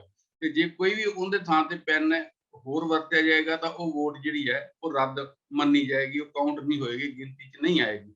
ਸੋ ਇਸ ਵਾਰ ਜਿਹੜੀ ਤੁਸੀਂ ਪਿਛਲੀ ਵਾਰ ਦੀ ਗੱਲ ਦੱਸੀ ਹੈ, ਉਹ ਇਸ ਤਰ੍ਹਾਂ ਹੀ ਚੋਣ ਕਮਿਸ਼ਨ ਦੀ ਜਿਹੜੀ ਹਦਾਇਤ ਦੀ ਉਲੰਘਣਾ ਹੋਈ ਸੀਗੀ, ਜਾਂ ਜਿਹੜੇ ਚੋਣ ਜਾਬਤਾ ਉਸ ਦੀ ਉਲੰਘਣਾ ਹੋਈ ਸੀ। ਸੋ ਹੁਣ ਜੇ ਅਸੀਂ ਰਾਜਸਥਾਨ 'ਚ ਨਜ਼ਰ ਮਾਰੀਏ ਤਾਂ ਉੱਥੇ ਵੀ ਇਸ ਤਰ੍ਹਾਂ ਦੀ ਖੇਡ ਲੱਗਦੀ ਸੀਗੀ ਕਿ ਜਿਸ ਤਰ੍ਹਾਂ ਹਰਿਆਣੇ 'ਚ ਵਾਪਰਿਆ, ਸ਼ਾਇਦ ਉੱਥੇ ਵੀ ਸੁਭਾਸ਼ ਚੰਦਰ ਜਿਹੜਾ ਆਪਣੀ ਸੀਟ ਲੈ ਜਾਣ। ਪਰ ਅਸ਼ੋਕ ਗਹਿਲੋਤ ਜਿਹੜੇ ਉੱਥੋਂ ਦੇ ਮੁੱਖ ਮੰਤਰੀ ਹੈ, ਉਹਨਾਂ ਨੇ ਬੜੇ ਵਧੀਆ ਢੰਗ ਨਾਲ ਜਿਹੜੀ ਪੋਲੀਟੀਕਲ ਮੈਨੇਜਮੈਂਟ ਕੀਤੀ, ਔਰ ਜਿਸ ਢੰਗ ਨਾਲ ਜਿਹੜੇ ਨਾਰਾਜ਼ ਵੀ ਵਿਧਾਇਕ ਸੀਗੇ ਉਹਨਾਂ ਦੇ, ਜਾਂ ਜਿਹੜੇ ਦੂਸਰੇ ਵਿਧਾਇਕ ਸੀ ਆਜ਼ਾਦ ਉਹਨਾਂ ਨਾਲ ਜੁੜੇ, ਉਹਨਾਂ ਸਾਰਿਆਂ ਨੂੰ ਵੋਟਾਂ ਤੋਂ ਪਹਿਲਾਂ ਸੱਦ ਕੇ ਉਹਨਾਂ ਦੀਆਂ ਨਾਰਾਜ਼ਗੀਆਂ ਦੂਰ ਕਰਨ ਦਾ ਯਤਨ ਕੀਤਾ। ਔਰ ਉਸ ਦਾ ਨਤੀਜਾ ਇਹ ਹੋਇਆ ਕਿ ਕਾਂਗਰਸ ਉੱਥੇ ਆਪਣੀਆਂ 3 ਦੀਆਂ 3 ਸੀਟਾਂ ਜਿੱਤਣ 'ਚ ਕਾਮਯਾਬ ਰਹੀ ਤੇ ਸੁਭਾਸ਼ ਚੰਦਰ ਉੱਥੇ ਜਿਹੜੇ ਸੀਗੇ, ਜਿਹੜੀਆਂ ਉਹਨਾਂ ਨੂੰ ਆਸ ਸੀਗੀ, ਉਹ ਉੱਥੇ ਚੋਣ ਹਾਰ ਗਏ। ਇਸ ਕਰਕੇ ਕਾਂਗਰਸ ਦੀ ਸਭ ਤੋਂ ਜਿਹੜੀ ਚੰਗੀ ਪਰਫਾਰਮੈਂਸ ਹੈ, ਕਾਰਗੁਜ਼ਾਰੀ ਹੈ, ਉਹ ਰਾਜਸਥਾਨ 'ਚ। ਇਸ ਤਰ੍ਹਾਂ ਜੇ ਅਸੀਂ ਕਰਨਾਟਕ ਤੇ ਨਜ਼ਰ ਮਾਰੀਏ, ਕਰਨਾਟਕ ਦੇ ਅੰਦਰ ਵੀ ਭਾਰਤੀ ਜਨਤਾ ਪਾਰਟੀ ਨੇ 3 ਸੀਟਾਂ ਜਿੱਤੀਆਂ ਤੇ ਕਾਂਗਰਸ ਨੇ 1 ਸੀਟ ਜਿੱਤੀ ਹੈ। ਉੱਥੇ ਵੀ 4 ਜਿਹੜੀਆਂ ਰਾਜ ਸਭਾ ਦੀਆਂ ਸੀਟਾਂ ਸੀ ਉਹਦੇ ਤੇ ਚੋਣ ਹੋਣੀ ਸੀ, ਪਰ ਉੱਥੇ ਉਮੀਦਵਾਰ 5 ਸੀਗੇ। ਉੱਥੇ JDS ਦਾ ਉਮੀਦਵਾਰ ਸੀਗਾ, ਕਾਂਗਰਸ ਦਾ ਉਮੀਦਵਾਰ ਸੀ ਔਰ ਭਾਰਤੀ ਜਨਤਾ ਪਾਰਟੀ ਦੇ ਉਮੀਦਵਾਰ ਸੀ। ਪਰ ਹੋਇਆ ਉੱਥੇ ਇਹ ਕਿ ਜਿਹੜਾ JDS ਦਾ ਇੱਕ MLA ਸੀਗਾ, ਉਸ ਨੇ ਜਿਹੜੇ ਕਾਂਗਰਸ ਦਾ ਉੱਥੇ ਉਮੀਦਵਾਰ ਸੀ, ਉਸ ਨੂੰ ਆਪਣੀ ਵੋਟ ਜਿਹੜੀ ਹੈ ਪਾ ਦਿੱਤੀ। ਉਸ ਕਰਕੇ ਜਿਹੜਾ JDS ਦਾ ਜਿਹੜਾ ਸੀਗਾ ਉਮੀਦਵਾਰ ਉਹ ਨਹੀਂ ਜਿੱਤ ਸਕਿਆ ਤੇ ਕਾਂਗਰਸ ਦਾ ਜਿਹੜਾ ਉਮੀਦਵਾਰ ਸੀ ਉਹ ਜਿੱਤ ਗਿਆ। ਇਸ ਕਰਕੇ ਕਾਂਗਰਸ ਨੂੰ ਉੱਥੇ ਵੀ ਇਸ ਗੱਲ ਦੇ ਤਾਂ ਉਹਨਾਂ ਨੂੰ ਲੱਗੇਗਾ ਕਿ ਉਹਨਾਂ ਨੇ ਸੀਟ ਜਿੱਤੀ ਹੈ, ਪਰ ਉੱਥੇ ਜਿਹੜਾ ਉਹਨਾਂ ਦਾ ਸਭ ਤੋਂ ਵੱਡਾ ਸਹਿਯੋਗੀ ਸੀ ਜਨਤਾ ਦਲ S, ਉਸ ਨਾਲ ਉਹਦੀ ਜਿਹੜੀ ਹੈ ਇਸ ਗੱਲ ਤੇ ਜਿਹੜੀ ਹੈ ਤਣਾਅ ਪੈਦਾ ਹੋ ਗਿਆ, ਕਿਉਂਕਿ ਕੁਮਾਰਾ ਸਵਾਮੀ ਜਿਹੜੇ JDS ਦੇ ਮੁਖੀ ਹੈਗੇ ਆ, ਉਹਨਾਂ ਨੇ ਕਿਹਾ ਕਿ ਕਾਂਗਰਸ ਨੇ ਸਾਡੇ ਨਾਲ ਧੋਖਾ ਕੀਤਾ ਹੈਗਾ, ਜਿਹੜਾ ਸਾਡਾ MLA ਇਸ ਢੰਗ ਨਾਲ ਤੋੜਿਆ ਹੈਗਾ ਔਰ ਨਾਲ ਲੈ ਕੇ ਗਏ ਉਧਰ ਵੋਟ ਪਵਾਈ ਹੈ ਤੇ ਸਾਡਾ ਉਮੀਦਵਾਰ ਹਾਰਿਆ। ਇਸ ਗੱਲ ਤੋਂ ਉਹਨਾਂ ਸਹਿਯੋਗੀਆਂ ਦੇ ਵਿਚਾਲੇ ਵੀ ਉੱਥੇ ਜਿਹੜਾ ਤਣਾਅ ਜਿਹੜਾ ਉਹ ਬਣਿਆ ਹੈਗਾ। ਸੋ ਇਸ ਕਰਕੇ ਇਹ ਜਿਹੜੀਆਂ 16 ਸੀਟਾਂ ਉਹਦੇ 'ਚ ਜੇ ਅਸੀਂ ਗਿਣੀਏ ਤਾਂ ਮਹਾਰਾਸ਼ਟਰ ਦੀ 1 ਹੈ ਕਾਂਗਰਸ ਕੋਲ, 3 ਰਾਜਸਥਾਨ ਦੀਆਂ, 4 1 ਕਰਨਾਟਕ ਦੀ, 5 ਸੀਟਾਂ ਕਾਂਗਰਸ ਨੇ ਜਿੱਤੀਆਂ। ਤੇ ਇਸ ਤਰ੍ਹਾਂ ਹੀ 3 ਮਹਾਰਾਸ਼ਟਰ ਤੋਂ ਜਿਹੜੀਆਂ ਹੈਗੀਆਂ ਭਾਰਤੀ ਜਨਤਾ ਪਾਰਟੀ ਦੀਆਂ, 1 ਰਾਜਸਥਾਨ ਤੋਂ 4 ਤੇ 3 ਜਿਹੜੀਆਂ ਹੈਗੀਆਂ ਕਰਨਾਟਕ ਚੋਂ, 7 ਤੇ 1 ਹਰਿਆਣੇ ਚੋਂ, 8 ਸੀਟਾਂ ਜਿਹੜੀਆਂ ਉਹਨਾਂ ਦੇ ਹਿੱਸੇ ਆਈਆਂ ਹੈਗੀਆਂ। ਤਾਂ ਇਸ ਤਰ੍ਹਾਂ ਹੀ ਜਿਹੜਾ ਇੱਕ ਸ਼ਿਵ ਸੈਨਾ ਦੇ ਹਿੱਸੇ ਆ ਗਈ, ਇੱਕ ਜਿਹੜੀ ਹੈ NCP ਦੇ ਹਿੱਸੇ ਆਈ ਤੇ ਇੱਕ ਜਿਹੜਾ ਹਰਿਆਣੇ ਤੋਂ ਆਜ਼ਾਦ ਉਮੀਦਵਾਰ ਦਿੱਤਾ। ਇਹ ਜਿਹੜਾ 16 ਸੀਟਾਂ ਦਾ ਸਾਰਾ ਵੱਖ-ਵੱਖ ਸੀਗੀਆਂ, ਕਿਹੜੀ ਪਾਰਟੀ ਨੇ ਕਿੰਨੀਆਂ ਜਿੱਤੀਆਂ, ਉਹ ਅੰਕੜੇ ਸੀਗੇ। ਸੋ ਇਸ ਕਰਕੇ ਇਹ ਠੀਕ ਹੈ ਕਿ ਉਹਦੇ 'ਚ ਭਾਰਤੀ ਜਨਤਾ ਪਾਰਟੀ ਨੂੰ ਜਿਸ ਕਿਸਮ ਦੀ ਆਸ ਸੀਗੀ ਉਸ ਕਿਸਮ ਦਾ ਤਾਂ ਉਹ ਨਹੀਂ ਕਰ ਸਕੇ, ਪਰ ਇਹ ਜ਼ਰੂਰ ਹੈ ਕਿ ਉਹ ਇਸ ਵੇਲੇ ਸਭ ਤੋਂ ਵੱਧ ਸੀਟਾਂ ਜਿਹੜੀਆਂ ਉਹਨਾਂ ਨੇ ਇਸ ਰਾਜ ਸਭਾ ਦੀ ਜਿਹੜੀ ਚੋਣ ਹੋਈ ਆ ਉਹਦੇ 'ਚ ਜਿੱਤੀਆਂ। ਤੇ ਕਾਂਗਰਸ ਦੀ ਪਰਫਾਰਮੈਂਸ ਵੀ ਆਸ ਨਾਲੋਂ ਲਗਭਗ ਉਹਨਾਂ ਦੇ ਹਰਿਆਣੇ ਨੂੰ ਜੇ ਛੱਡ ਦਈਏ ਤਾਂ ਠੀਕ ਰਿਹਾ ਉਹਨਾਂ ਦਾ। ਸੋ ਇਸ ਕਰਕੇ ਸ਼ਿਵ ਸੈਨਾ ਨੂੰ ਇਹਦੇ ਵਿੱਚ ਧੱਕਾ ਲੱਗਿਆ ਔਰ ਹਰਿਆਣੇ 'ਚ ਕਾਂਗਰਸ ਨੂੰ ਧੱਕਾ ਲੱਗਿਆ। ਤਾਂ ਆਉਣ ਵਾਲੇ ਹੁਣ ਸਮੇਂ 'ਚ ਕਿਉਂਕਿ ਰਾਸ਼ਟਰਪਤੀ ਦੀ ਚੋਣ ਹੈ ਤੇ ਰਾਸ਼ਟਰਪਤੀ ਦੀ ਚੋਣ ਦੇ ਲਈ ਇਹ ਜਿਹੜੀਆਂ ਵੋਟਾਂ ਹੈਗੀਆਂ ਬੜੀਆਂ ਅਹਿਮ ਹੈਗੀਆਂ, ਕਿਉਂਕਿ ਉਹਦੇ ਵਿੱਚ ਲੋਕ ਸਭਾ ਦੇ ਜਿਹੜੇ ਮੈਂਬਰ ਹੁੰਦੇ ਆ ਰਾਜ ਸਭਾ ਦੇ ਜਿਹੜੇ ਲੋਕ ਮੈਂਬਰ ਹੈ ਸਭਾ ਵਿਧਾਨ ਸਭਾ ਦੇ ਤੇ ਵਿਧਾਨ ਸਭਾਵਾਂ ਦੇ ਜਿਹੜੇ ਮੈਂਬਰ ਹੈ ਉਹਨਾਂ ਦੀ ਵੋਟ ਪੈਣੀ ਹੈ, ਤਾਂ ਉਹ ਵੀ 18 ਜੁਲਾਈ ਨੂੰ ਜਿਹੜੀ ਹੈ ਹੁਣ ਪਤਾ ਲੱਗੇਗਾ ਕਿ ਕਿਸ ਤਰ੍ਹਾਂ ਦੇ ਜਿਹੜੇ ਹੈ ਸਮੀਕਰਨ ਬਣਦੇ ਹੈਗੇ ਆ। ਕਿਉਂਕਿ ਜਦੋਂ ਤੋਂ ਇਹ ਐਲਾਨ ਹੋਇਆ ਰਾਸ਼ਟਰਪਤੀ ਦੀ ਚੋਣ ਦਾ, ਤਾਂ ਉਸ ਸਮੇਂ ਤੋਂ ਲੈ ਕੇ ਹੁਣ ਖੜਗੇ ਹੋਣੀ ਲਗਾਤਾਰ ਮਮਤਾ ਬੈਨਰਜੀ ਨਾਲ ਤੇ ਬਾਕੀ ਜਿਹੜੇ ਹੋਰ ਹੈਗੀਆਂ ਪਾਰਟੀਆਂ ਉਹਨਾਂ ਨਾਲ ਤਾਲਮੇਲ ਬਿਠਾਉਣ ਦਾ ਜਿਹੜਾ ਯਤਨ ਕਰ ਰਿਹਾ ਕਾਂਗਰਸ ਦੇ ਜਿਹੜੇ ਰਾਜ ਸਭਾ 'ਚ ਆਗੂ ਨੇ। ਸੋ ਇਸ ਤੋਂ ਅੱਗੇ ਚੱਲਦੇ ਹਾਂ ਕਿ ਉੱਗੇ ਗਾਇਕ ਜਿਹੜੇ ਮੂਸੇਵਾਲਾ ਜਿਨ੍ਹਾਂ ਦਾ 29 ਮਈ ਨੂੰ ਕਤਲ ਕਰ ਦਿੱਤਾ ਗਿਆ ਸੀ, ਉਹਦੇ ਬਾਰੇ ਵੱਖ-ਵੱਖ ਕਿਸਮ ਦੀ ਜਾਂਚ ਜਿਹੜੀ ਉਹ ਚੱਲ ਰਹੀ ਹੈ। ਕਿਸ ਥਾਂ ਤੋਂ ਸ਼ੂਟਰ ਫੜੇ ਜਾ ਰਹੇ, ਕਿਸ ਥਾਂ ਤੋਂ ਕੁਝ ਹੋ ਰਿਹਾ, ਮਤਲਬ ਕਾਫੀ ਸਰਗਰਮੀ ਜਿਹੜੀ ਚੱਲ ਰਹੀ ਹੈ। ਤੇ ਇਸੇ ਦੌਰਾਨ ਕੱਲ ਜਿਹੜੇ ਆ ਕੈਨੇਡਾ ਦੇ ਸਫੀਰ ਜਿਹੜੇ ਭਾਰਤ ਵਿੱਚ ਜਿਹੜੇ ਸਫੀਰ 'ਚ ਉਹ ਪੰਜਾਬ ਦੇ ਮੁੱਖ ਮੰਤਰੀ ਭਗਵੰਤ ਮਾਨ ਨੂੰ ਮਿਲੇ ਇੱਥੇ ਚੰਡੀਗੜ੍ਹ ਦੇ ਵਿੱਚ। ਮੁੱਖ ਮੰਤਰੀ ਭਗਵੰਤ ਮਾਨ ਨੇ ਉਹਨਾਂ ਨੂੰ ਬੇਨਤੀ ਕੀਤੀ ਕਿ ਜਿਹੜੇ ਗੈਂਗਸਟਰ ਨੇ ਜਿਨ੍ਹਾਂ ਨੇ ਮੂਸੇਵਾਲੇ ਦੇ ਕਤਲ ਕਰਵਾਇਆ, ਉਹ ਕੈਨੇਡਾ ਦੇ ਵਿੱਚ ਬੈਠ ਕੇ ਆਪਰੇਟ ਕਰਦੇ, ਭਾਵੇਂ ਕਿ ਉਹਨਾਂ ਦਾ ਸਹਿਯੋਗੀ ਜਾਂ ਮੇਨ ਗਰੋਹ ਦਾ ਜਿਹੜਾ ਸਰਗਣਾ ਹੈ ਉਹ ਲਾਰੈਂਸ ਬਿਸ਼ਨੋਈ ਹੈ ਤੇ ਉਹ ਤੋਂ ਗੋਲਡੀ ਬਰਾੜ ਹੈ। ਸੋ ਉਹਨਾਂ ਮੰਗ ਕੀਤੀ ਕਿ ਤੁਸੀਂ ਜਿਹੜੀ ਤੁਹਾਡੀ ਧਰਤੀ ਤੋਂ ਜਿਹੜੇ ਇਸ ਕਿਸਮ ਦੀਆਂ ਗਤੀਵਿਧੀਆਂ ਕਰਦੇ ਆ ਉਹਨਾਂ ਨੂੰ ਪੰਜਾਬ ਦੇ ਹਵਾਲੇ ਕੀਤਾ ਜਾਵੇ। ਪੰਜਾਬ ਪੁਲਿਸ ਨਾਲ ਤੇ ਕੈਨੇਡਾ ਦੀ ਪੁਲਿਸ ਤਾਲਮੇਲ ਕਰਕੇ ਚੱਲੇ, ਇਹਦੇ ਨਾਲ ਦੋਨਾਂ ਸੂਬਿਆਂ ਦੇ ਸੰਬੰਧ ਵੀ ਦੇਸ਼ਾਂ ਦੇ ਵੀ ਬਿਹਤਰ ਹੋਣਗੇ ਤੇ ਇਸ ਤਰੀਕੇ ਜਿਹੜੇ ਵਿਕਾਸ ਦੇ ਰਸਤੇ ਦੇ ਵਿੱਚ ਅੜਿੱਕੇ ਪਾਉਂਦੇ ਆ, ਫਰੌਤੀਆਂ ਮੰਗਦੇ ਆ, ਉਹਨਾਂ ਨੂੰ ਨਜਿੱਠਣ ਦੇ ਵਿੱਚ ਵੀ ਜਿਹੜੀ ਆ ਉਹ ਕਾਫੀ ਸਹੂਲਤ ਹੋਏਗੀ। ਤੋਂ ਲੱਗਦਾ ਹੈ ਕਿ ਇਸ ਮਾਮਲੇ ਦੇ ਵਿੱਚ ਸਹਿਯੋਗ ਅੱਗੇ ਵਧਣ ਦੀ ਆਸ ਹੈ। ਤੁਸੀਂ ਉਹਨਾਂ ਦੇ ਜਿਹੜਾ ਕੈਨੇਡਾ ਤੋਂ ਸਹਿਯੋਗ ਮੰਗਿਆ ਮੁੱਖ ਮੰਤਰੀ ਨੇ, ਤੁਸੀਂ ਉਹਦੇ ਬਾਰੇ ਕੀ ਕਹਿਣਾ ਚਾਹੁੰਦੇ ਹੋ? ਤੁਹਾਡਾ ਕੀ ਖਿਆਲ ਹੈ? ਇਹਦੇ ਵਿੱਚ ਦੇਖੋ, ਇੱਕ ਤਾਂ ਇਹ ਹੈ ਕਿ ਜਿਹੜਾ ਸਿੱਧੂ ਮੂਸੇਵਾਲ ਦਾ ਕਤਲ ਹੋਇਆ, ਉਹਦੀਆਂ ਜਿਹੜੀਆਂ ਕਿੰਨਾ ਲੰਬਾ ਚੌੜਾ ਸੀਗਾ ਸਾਰਾ ਉਹਦੀ ਸਾਜ਼ਿਸ਼, ਤੇ ਕਿੱਥੋਂ ਕਿੱਥੋਂ ਤੱਕ ਦੇ ਜਿਹੜੇ ਗੈਂਗਸਟਰ ਸੀਗੇ ਜਾਂ ਗੈਂਗਸਟਰ ਜਿਹੜੇ ਸੀਗੇ ਉਹਨਾਂ ਦੇ ਜਿਹੜੇ ਮੈਂਬਰ ਸੀਗੇ ਉਹ ਇਨਵੋਲਵ ਸੀ, ਤੇ ਕਿੱਥੋਂ ਕਿੱਥੋਂ ਜਿਹੜੇ ਸ਼ੂਟਰ ਹੈ ਉਹ ਮੰਗਾ ਕੇ ਇਸ ਕੰਮ ਨੂੰ ਸਿਰੇ ਚੜਾਉਣ ਦੇ ਲਈ ਉਹਨਾਂ ਨੇ ਆਪਣੀ ਸਾਰੀ ਵਾਹ ਲਾਈ। ਇਹ ਗੱਲ ਤਾਂ ਹੁਣ ਬੜੀ ਸਪਸ਼ਟ ਹੋ ਗਈ ਹੈ ਕਿ ਜਿਸ ਤਰ੍ਹਾਂ ਦਿੱਲੀ ਪੁਲਿਸ ਨੇ ਲਾਰੈਂਸ ਬਿਸ਼ਨੋਈ ਨੂੰ ਤੋਂ ਪੁੱਛ ਪੜਤਾਲ ਤੋਂ ਬਾਅਦ ਇਸ ਗੱਲ ਦਾ ਖੁਲਾਸਾ ਕੀਤਾ ਹੈਗਾ ਕਿ ਜਿਹੜੀ ਸਿੱਧੂ ਮੂਸੇਵਾਲ ਨੂੰ ਮਾਰਨ ਦੀ ਜਿਹੜੀ ਸਾਜ਼ਿਸ਼ ਸੀਗੀ ਉਹ ਲਾਰੈਂਸ ਬਿਸ਼ਨੋਈ ਵੱਲੋਂ ਤਿਹਾੜ ਜੇਲ੍ਹ ਦੇ ਵਿੱਚ ਹੀ ਘੜੀ ਗਈ ਸੀ, ਤੇ ਉਸ ਤੋਂ ਬਾਅਦ ਉਹਨੂੰ ਅੱਗੇ ਸਿਰੇ ਚਾੜਨ ਦੇ ਲਈ, ਉਹਨੂੰ ਅੱਗੇ ਵਧਾਉਣ ਦੇ ਲਈ, ਉਹਦੇ ਤੇ ਅਮਲ ਕਰਨ ਦੇ ਲਈ ਜਿਹੜੀ ਸਾਰੀ ਜ਼ਿੰਮੇਵਾਰੀ ਸੀ ਉਹਨਾਂ ਨੇ ਗੋਲਡੀ ਬਰਾੜ ਨੂੰ ਦਿੱਤੀ ਸੀ, ਜਿਹੜਾ ਉਹਨਾਂ ਦਾ ਇੱਕ ਸਾਥੀ ਹੈਗਾ। ਤੇ ਗੋਲਡੀ ਬਰਾੜ ਜਿਹੜਾ ਇਸ ਵੇਲੇ ਕੈਨੇਡਾ 'ਚ ਹੈ, ਤੇ ਕੈਨੇਡਾ ਤੋਂ ਹੀ ਉਹਨੇ ਫੋਨ ਕਰਕੇ ਆਪਣੇ ਇਸ ਕਤਲ ਦੀ ਜ਼ਿੰਮੇਵਾਰੀ ਲਈ ਸੀ। ਇੱਕ ਜਿਹੜਾ YouTube ਚੈਨਲ ਹੈ ਉਸ ਦਾ ਜਿਹੜਾ ਐਡੀਟਰ ਹੈ ਉਸ ਨੂੰ ਉਹਨੇ ਫੋਨ ਕਰਕੇ ਸਾਰੀ ਇਹ ਗੱਲ ਦੱਸੀ ਸੀ ਕਿ ਕਿਸ ਤਰ੍ਹਾਂ ਅਸੀਂ ਉਹਨੂੰ ਮਾਰਿਆ ਹੈਗਾ। ਤਾਂ ਉਸ ਤੋਂ ਬਾਅਦ ਹੁਣ ਜਿਹੜੀਆਂ ਇਹ ਸਾਰੀ ਸਾਜ਼ਿਸ਼ ਹੈ ਉਸ ਦੇ ਜਿਹੜੇ ਵੱਖ-ਵੱਖ ਤਰ੍ਹਾਂ ਦੀਆਂ ਤੰਦਾਂ ਜਿਹੜੀਆਂ ਉਹ ਸਾਹਮਣੇ ਆ ਰਹੀਆਂ, ਤੇ ਉਹਦੇ ਤੋਂ ਲੱਗਦਾ ਹੈ ਕਿ ਜਿਹੜਾ ਸਾਰਾ ਗੈਂਗਸ ਦਾ ਨੈਟਵਰਕ ਹੈ ਉਹ ਜਿਵੇਂ ਪਰਦਾਫਾਸ਼ ਹੁੰਦਾ ਹੋ ਰਿਹਾ ਕਿ ਜਿਸ ਢੰਗ ਨਾਲ ਕਿਸ ਤਰ੍ਹਾਂ ਕਿ ਜਿਹੜੇ ਗੈਂਗਸਟਰਾਂ ਦੇ ਮੁਖੀ ਨੇ ਜਾਂ ਜਿਹੜੇ ਗੈਂਗ ਦੇ ਹੈਡ ਨੇ ਉਹ ਕਿਸ ਤਰ੍ਹਾਂ ਜੇਲ੍ਹਾਂ 'ਚ ਬੈਠੇ ਆਪ ਤਾਂ ਸੁਰੱਖਿਅਤ ਹੈ, ਤੇ ਕਿਸ ਤਰ੍ਹਾਂ ਆਪ ਉਹ ਸਰਕਾਰ ਦੀ ਛਤਰਛਾਇਆ 'ਚ ਉੱਥੇ ਬੈਠੇ ਆ, ਪ੍ਰਸ਼ਾਸਨ ਦੀ ਛਤਰਛਾਇਆ 'ਚ ਉੱਥੇ ਬੈਠੇ ਆ, ਔਰ ਜੇਲ੍ਹ ਸਟਾਫ ਦੀ ਨਿਗਰਾਨੀ ਉਹਨਾਂ ਤੇ ਰਹਿੰਦੀ ਹੈ, ਪਰ ਉਸ ਦੇ ਬਾਵਜੂਦ ਉਹ ਆਪਣੀਆਂ ਕਾਰਵਾਈਆਂ ਅੰਦਰ ਬੈਠ ਕੇ ਆਪ ਸੁਰੱਖਿਅਤ ਹੈ, ਪਰ ਬਾਹਰ ਲੋਕਾਂ ਨੂੰ ਅਸੁਰੱਖਿਆ ਦੀ ਸਥਿਤੀ ਵੱਲ ਲਗਾਤਾਰ ਤੱਕ ਰਿਹਾ। ਲਗਾਤਾਰ ਲੋਕਾਂ ਦੇ ਅੰਦਰ ਇਸ ਗੱਲ ਦਾ ਖੌਫ ਪੈਦਾ ਹੋ ਰਿਹਾ। ਲੁੱਟਾਂ ਖੋਹਾਂ ਦੀਆਂ ਵਾਰਦਾਤਾਂ, ਪ੍ਰੋਟੈਕਸ਼ਨ ਮਨੀ ਦਾ ਮਾਮਲਾ ਹੈਗਾ, ਕਤਲਾਂ ਦਾ ਮਾਮਲਾ ਹੈਗਾ, ਸਪਾਰੀਆਂ ਦਾ ਮਾਮਲਾ ਹੈਗਾ, ਔਰ ਅਸੀਂ ਦੇਖਦੇ ਹਾਂ ਕਿ ਪਿਛਲੇ ਸਮੇਂ 'ਚ ਖਾਸ ਕਰਕੇ ਕਬੱਡੀ ਖਿਡਾਰੀ ਤੇ ਸੱਭਿਆਚਾਰ ਨਾਲ ਜੁੜੀਆਂ ਹੋਈਆਂ ਜਿਹੜੀਆਂ ਹਸਤੀਆਂ ਉਹ ਇਸ ਦਾ ਸ਼ਿਕਾਰ ਹੁੰਦੀਆਂ ਵੀ ਰਹੀਆਂ, ਔਰ ਇਹ ਪ੍ਰੋਟੈਕਸ਼ਨ ਮਨੀ ਦੀ ਗੱਲ ਤਾਂ ਆਮ ਹੀ ਆ ਰਹੀ ਹੈ। ਔਰ ਇਸ ਕਰਕੇ ਜਿਹੜੇ ਗੈਂਗਸਟਰ ਹੈ ਉਹ ਆਪ ਤਾਂ ਸੁਰੱਖਿਅਤ ਹੈ, ਪਰ ਸਮਾਜ ਦੇ ਅੰਦਰ ਅਸੁਰੱਖਿਆ ਦੀ ਜਿਹੜੀ ਭਾਵਨਾ ਲਗਾਤਾਰ ਉਹਨਾਂ ਵੱਲੋਂ ਪੈਦਾ ਕਰਨ ਦੇ ਲਈ ਹਰ ਤਰ੍ਹਾਂ ਦਾ ਕੋਸ਼ਿਸ਼ ਜਿਹੜੀ ਹੈ ਉਹ ਕੀਤੀ ਜਾ ਰਹੀ ਹੈ। ਹੁਣ ਇਹਦੇ ਵਿੱਚ ਦਿਲਚਸਪ ਗੱਲ ਇਹ ਹੈ ਕਿ ਜਿਹੜੀ ਲਾਰੈਂਸ ਬਿਸ਼ਨੋਈ ਹੋਣਾ ਨੇ ਦੱਸਿਆ ਕਿ ਸਾਰੇ ਜਿਹੜੇ ਗੈਂਗ ਹੈਗੇ ਉਹਨਾਂ ਦੇ ਜਿਹੜੇ ਸ਼ੂਟਰ ਸੀਗੇ ਉਹਦੇ ਲਈ ਉਹਨਾਂ ਨੇ ਮਹਾਰਾਸ਼ਟਰ ਦੇ ਜਿਹੜੇ ਸੀਗੇ ਉਹਨਾਂ ਦੇ ਸਾਥੀ ਉਹਨਾਂ ਨਾਲ ਸੰਪਰਕ ਕੀਤਾ, ਤੇ ਬਹੁਤਾ ਇਹਦੇ ਚ ਮਹਾਰਾਸ਼ਟਰ ਦੇ ਜਿਹੜੇ ਉਹ ਗੈਂਗ ਸੀਗੇ ਉਹਨਾਂ ਨੇ, ਜਿਹਦਾ ਅਰਨ ਗਾਵਲੀ ਦਾ ਵੀ ਨਾਂ ਆਇਆ ਸੀਗਾ, ਕਿ ਉਹਨਾਂ ਨੇ ਬੜੀ ਵੱਡੀ ਭੂਮਿਕਾ ਨਿਭਾਈ ਆ। ਹੁਣ ਜਿਸ ਤਰ੍ਹਾਂ ਬਾਕੀ ਹਰਿਆਣਾ ਤੋਂ ਲੋਕ ਆ ਉਹਨਾਂ ਦੀ ਭੂਮਿਕਾ ਹੈ, ਤੇ ਜਿਹੜੇ ਉਹਦੇ ਪਿੰਡ ਦੇ ਨੇੜੇ ਤੇੜੇ ਆ, ਬਠਿੰਡੇ ਤੋਂ ਵੀ ਇੱਕ ਜਿਹੜਾ ਇਸ ਤਰ੍ਹਾਂ ਸ਼ੱਕੀ ਨੂੰ ਫੜਿਆ ਗਿਆ। ਸੋ ਇਹ ਸਾਰੀ ਸਥਿਤੀ ਅਜੇ ਕਿਸ ਸਿੱਟੇ ਤੇ ਪਹੁੰਚ ਗਈ ਹੈ ਜਿਹੜੀ ਜਾਂਚ ਹੈ ਜਾਂ ਕਿੱਥੇ ਤੱਕ ਇਹਦੀਆਂ ਤਾਰਾਂ ਜੁੜੀਆਂ ਹੋਈਆਂ, ਜਾਂ ਕਿਉਂ ਇਹ ਸਾਰਾ ਕਤਲ ਇਸ ਢੰਗ ਨਾਲ ਇਸ ਤਰ੍ਹਾਂ ਹੋਇਆ ਤੇ ਹੁਣ ਉਸ ਨੂੰ ਇੱਕ ਗੈਂਗ ਦੀ ਜਿਹੜੀ ਹੈ ਬਦਲਾਖੋਰੀ ਦੇ ਰੂਪ ਵਿੱਚ ਸਾਰੇ ਕੁਝ ਨੂੰ ਪੇਸ਼ ਕੀਤਾ ਜਾ ਰਿਹਾ। ਸੋ ਇੱਕ ਪੱਖ ਤਾਂ ਇਹ ਹੈ।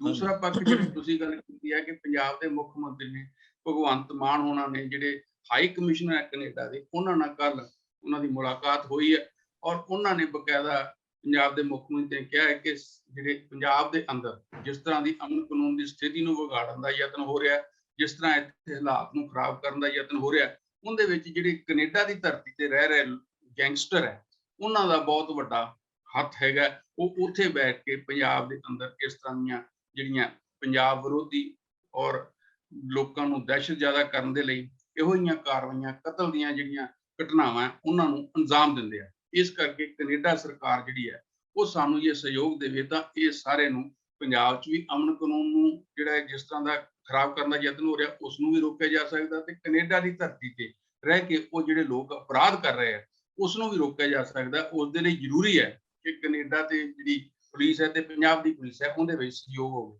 ਜਿਵੇਂ ਮੈਂ ਵੀ ਪਿਛਲੇ ਦਿਨਾਂ 'ਚ ਜਦੋਂ ਉੱਥੇ ਕੈਨੇਡਾ ਸੀਗਾ ਪਿਛਲੇ ਸਾਲ, ਤਾਂ ਉੱਥੇ ਦੇਖਦੇ ਸੀ ਕਿ ਜਿਹੜੀਆਂ ਖਬਰਾਂ ਜ਼ਿਆਦਾ ਲੱਗਦੀਆਂ ਸੀਗੀਆਂ ਆਉਂਦੀਆਂ ਸੀ, ਚਾਹੇ ਉਹ ਨਸ਼ੇ ਦੀ ਤਸਕਰੀ ਨਾਲ ਸੰਬੰਧਿਤ ਹੋਣ ਜਾਂ ਅਪਰਾਧ ਨਾਲ ਸੰਬੰਧਿਤ ਹੋਣ, ਤਾਂ ਉਹਦੇ ਵਿੱਚ ਬਹੁਤ ਜ਼ਿਆਦਾ ਜਿਹੜੀ ਗਿਣਤੀ ਹੁੰਦੀ ਸੀਗੀ ਲੋਕਾਂ ਦੀ ਉਹ ਪੰਜਾਬ ਤੋਂ ਗਏ, ਜਿਹੜੇ ਚਾਹੇ ਵਿਦਿਆਰਥੀ ਸੀਗੇ, ਚਾਹੇ ਇਸ ਤਰ੍ਹਾਂ ਦੇ ਜਿਹੜੇ ਗੈਂਗਸਟਰ ਗਏ ਆ ਉਹਨਾਂ ਦਾ ਨਾਂ ਵਿੱਚ ਬੋਲਦਾ ਹੁੰਦਾ ਸੀਗਾ, ਚਾਹੇ ਉਹ ਜਿਹੜਾ ਉਹਨਾਂ ਨੇ ਇੱਕ ਇੰਟਰਨੈਸ਼ਨਲ ਨੈਟਵਰਕ ਸੀਗਾ ਜਿਹੜਾ ਨਸ਼ੇ ਦੀ ਤਸਕਰੀ ਬਾਰੇ ਨਾ ਕੁਝ ਨਵੇਂ ਤੱਥ ਸਾਹਮਣੇ ਆਏ ਵੀ ਨਸ਼ਾ ਜਿਹੜਾ ਉਹ ਕੱਲੇ ਜਿਹੜੇ ਡਰੋਨ ਹੈ ਉਹ ਪਾਕਿਸਤਾਨ ਵਾਲੇ ਪਾਸਿਓਂ ਨਹੀਂ ਸਾਡੇ ਆਉਂਦੇ, ਸਾਡੇ ਵਾਲੇ ਪਾਸਿਓਂ ਵੀ ਉਧਰ ਜਾਂਦੇ। ਇੱਕ ਵਿਅਕਤੀ ਜਿਹੜਾ ਤਰਨਤਾਰਨ ਜ਼ਿਲ੍ਹੇ ਦਾ ਫੜਿਆ ਗਿਆ, ਉਹਨੇ ਮਤਲਬ ਦਿੱਲੀ ਤੋਂ ਜਿਹੜੇ ਡਰੋਨ ਖਰੀਦੇ 6 ਵਾਰੀ ਡਰੋਨ ਜਿਹੜੇ ਉਧਰ ਪਾਕਿਸਤਾਨ 'ਚ ਭੇਜੇ, ਜਿਹੜੇ ਨਸ਼ਾ ਲੈ ਕੇ ਆਏ, ਹਥਿਆਰ ਲੈ ਕੇ ਆਏ।